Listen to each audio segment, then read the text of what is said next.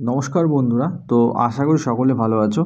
আজকের এই ভিডিওতে তোমাদের জন্য আরও একটা সুন্দর প্যাসেজ নিয়ে এসেছি, যে প্যাসেজটি রবীন্দ্রনাথ ঠাকুরের সহজ পাঠ বই থেকে সংগৃহীত হয়েছে।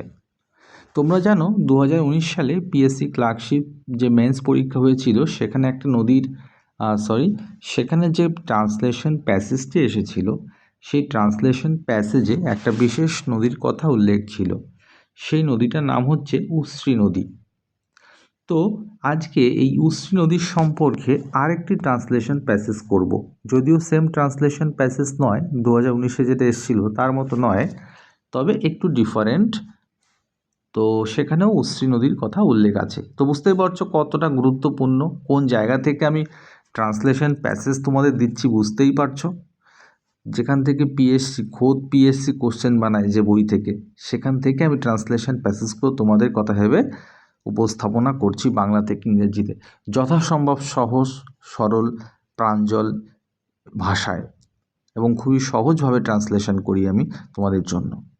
দেখো, তো তার আগে একটা ছোট্ট রিকোয়েস্ট করব ভিডিওটি শুরু করার আগে, যদি তোমরা নতুন হয়ে থাকো আমার এই ছোট্ট চ্যানেলে, তাহলে তোমরা খুব শীঘ্রই যুক্ত হয়ে যাও, সাবস্ক্রাইব করে দাও চ্যানেলটিকে, যাতে ইন ফিউচার তুমি কন্টেন্টসগুলো পেয়ে যাও।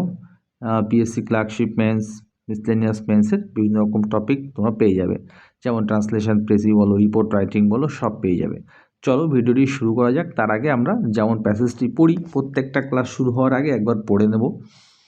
বলছে, উশ্রী নদীর ঝর্ণা দেখতে যাব, উশ্রী নদীর ঝর্ণা দেখতে যাব। বেশ, দিনটা বড় বিশ্রী। বলছে আজকের দিনটা বড় বিশ্রী। শুনছো বজ্রের শব্দ, শ্রাবণ মাসের বাদলা, উশ্রীতে বান নেমেছে। জলের স্রোত বড় দুরন্ত, অবিশ্রান্ত ছুটে চলেছে। অনন্ত, এসো একসঙ্গে যাত্রা করা যাক। আমাদের দুদিন মাত্র ছুটি। কলেজের ছাত্রেরা গেছে ত্রিবেণী, কেউ বা গেছে আত্রাই। সাঁতরাগাছির কান্তিমিত্র যাবে আমাদের সঙ্গে উশ্রীর ঝর্ণায়। সান্তা কি যেতে পারবে? সে হয়তো শ্রান্ত হয়ে পড়বে। এই ছিল ট্রান্সলেশন প্যাসেজ। এবারে আমরা লাইন বাই লাইন ট্রান্সলেশন প্যাসেজটাকে অনুবাদ করার চেষ্টা করব বাংলা থেকে ইংরেজিতে। দেখো, ফার্স্ট লাইনটা কি আছে। বলছে উশ্রী নদীর ঝর্ণা দেখতে যাব। কোথায় যাবে না? উশ্রী নদীর ঝর্ণা। তো এটা সিম্পল ফিউচার টেন্সে, বুঝতেই পারছো কি বললাম, সিম্পল ফিউচার টেন্সে আছে। এবারে একটা কথা বলো, সিম্পল ফিউচার টেন্সের স্ট্রাকচার কি? তোমরা হয়তো অনেকেই জানো। প্রথমে সাবজেক্ট বসাতে হয়, সাবজেক্ট, তারপরে শ্যাল অথবা উইল, যে কোনো একটা, তাই না? তারপরে ভার্বের বেস ফর্ম অর্থাৎ ফার্স্ট ফর্ম, তারপরে যদি অবজেক্ট থাকলে অবজেক্ট বসাবে, তারপরে রিমেইনিং।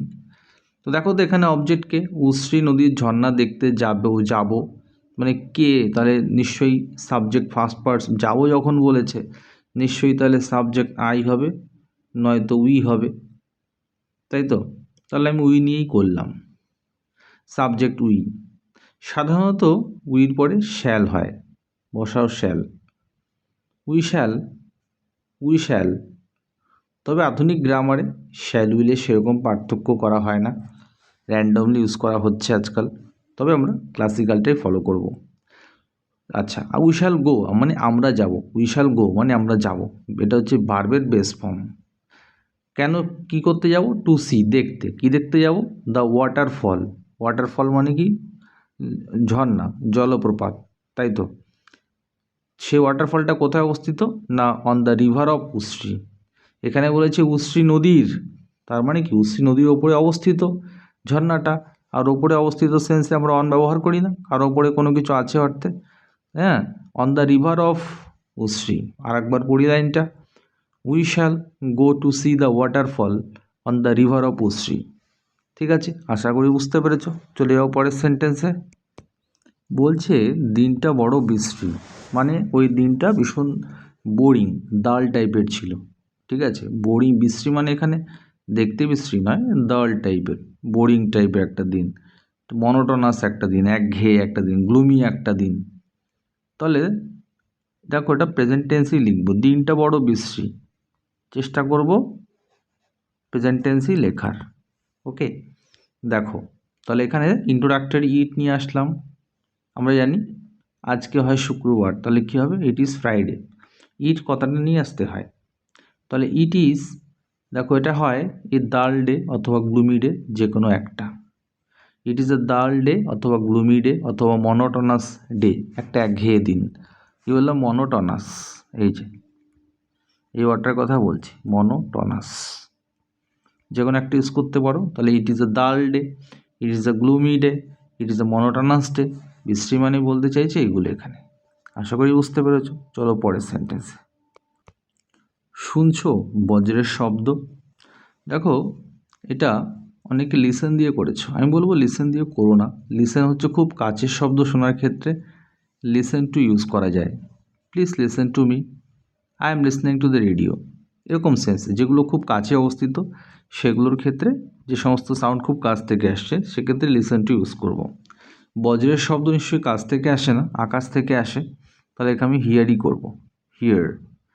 এবারে বিষয়বস্তু হচ্ছে যখন হিয়ার দিয়ে করতে যাচ্ছ, এই যে এই সেন্টেন্সটা আছে নিশ্চয়ই এটা প্রেজেন্ট কন্টিনিউয়াস টেন্সে আছে, কন্টিনিউয়াস, তাই তো, প্রেজেন্ট কন্টিনিউয়াস টেন্সে আছে। তো দেখো প্রেজেন্ট কন্টিনিউয়াস টেন্সের স্ট্রাকচার সাবজেক্টের পরে অ্যামিজার হয়, ভার্বের সাথে আইএনজি যোগ করতে হয়। তোমরা হয়তো তাহলে এইভাবে করবে যে are you hearing the rumbling অথবা the thundering of the clouds. কী বললাম, এই ডু এর পরিবর্তে তোমরা হয়তো আর করবে। অনেকে করেছো তাই বলছি, এটা খাতা কপিগুলো চেক করছিলাম ব্যাচের, সে তখন আর কি ব্যাপারটা অবজার্ভ করলাম যে তোমরা এরকম করেছো যে are you hearing the thundering অথবা the rumbling of the clouds. এটা না করো না, ঠিক আছে, আর ইউ হিয়ারিং করো না। কেন কি, এই হিয়ার ভার্বের সাথে কখনো আইএনজি হয় না, ঠিক আছে, মানে কন্টিনিউয়াস সেন্সে হিয়ারের সাথে আই এম হিয়ারিং, আমি শুনছি, এরকম হয় না, ঠিক আছে। যেমন আই এম সিইং, আমি দেখি, কিছু কিছু ভার্ব আছে যেগুলোর সাথে, যেগুলো প্রেজেন্ট কন্টিনিউয়াস টেন্স হয় না, যেমন হিয়ার, সি, স্মেল, টেস্ট, এইগুলো ফিল, হ্যাঁ। তো ওই জন্যে এইগুলোর প্রেজেন্ট কন্টিনিউয়াস বা কন্টিনিউয়াস সেন্সকে এক্সপ্রেস করার জন্য আমরা ওই সিম্পল প্রেজেন্টের স্ট্রাকচারটা ইউজ করব। তাহলে এরকম বলতে পারি, দেখো তো, ডু ইউ হিয়ার, তুমি কি শোনো, ডু ইউ হিয়ার, কি শোনো না, দ্য রামলিং অথবা the thundering of the clouds, তুমি ক্লাউডসের থান্ডারিং বা রামলিং শোনো বা শুনতে পাও। হয়ে গেল, পরেরটায় চলে যাব। বলছে শ্রাবণ মাসের বাদলা। শ্রাবণ মাস মানে কি, বর্ষাকাল বলছে এখানে, ঠিক আছে, বর্ষাকালের বাদলা, ঠিক আছে। তাহলে এখানে বাদলা বলতে কি বলতে চাইছে, বাদলা বলতে কি বল, দেখো বাদলা শব্দের অর্থ হচ্ছে ঝড় বৃষ্টি। কি বললাম, বৃষ্টি, মেঘ, ঝড়, বৃষ্টি ইত্যাদিকে আমরা বাদলা বলে থাকি। তো ধরে নিলাম যে শ্রাবণ মাসের বৃষ্টি হচ্ছে বা শ্রাবণ মাসের বৃষ্টি শুরু হয়েছে। এই বাক্যটিকে ভাবানুবাদ করো, সহজ সরল ইংরেজিতে করো, তাহলে কি হয়, যে বর্ষাকালের বৃষ্টি শুরু হয়েছে। তাহলে দেখো তো, হেভি ডাউনপোর, এখানে সাবজেক্ট করলাম হেভি ডাউনপোর, প্রবল বৃষ্টিপাত, ইংরেজি কি,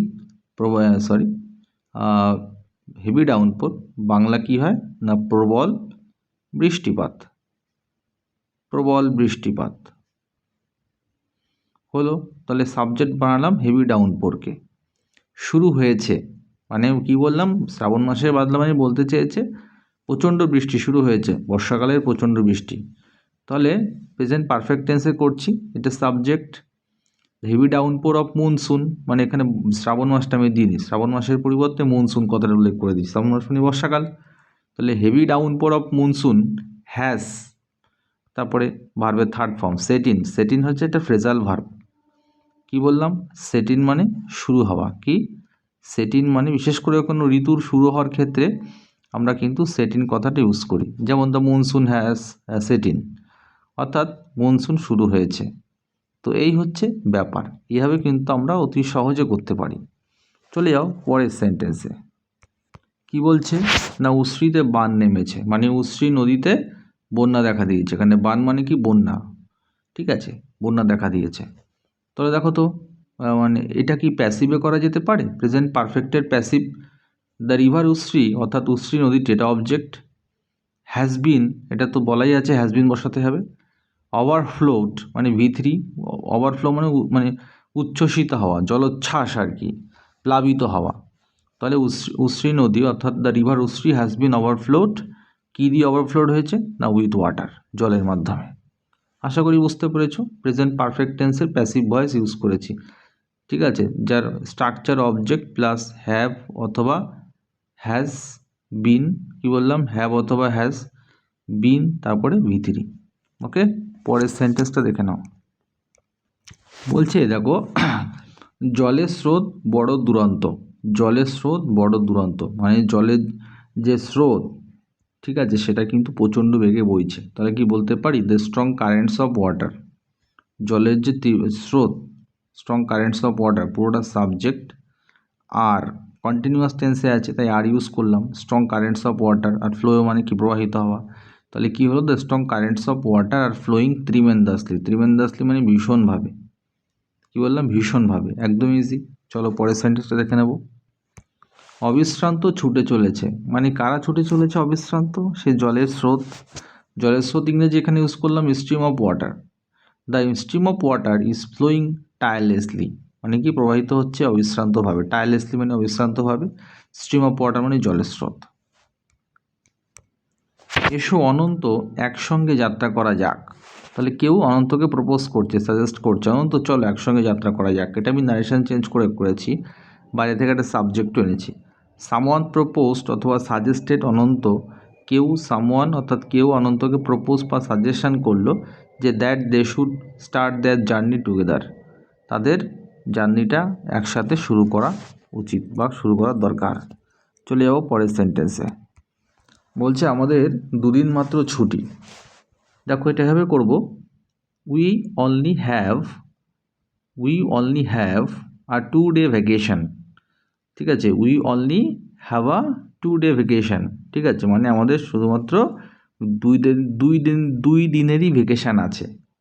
ঠিক আছে, উই অনলি হ্যাভ আমাদের শুধুমাত্র আছে, কি আছে না A 2 day, ভালো করে খেয়াল করবে, A 2 day। ঠিক আছে, ভ্যাকেশানে 2 day ভ্যাকেশান। তো যাই হোক, পরের সেন্টেন্স দেখে নাও।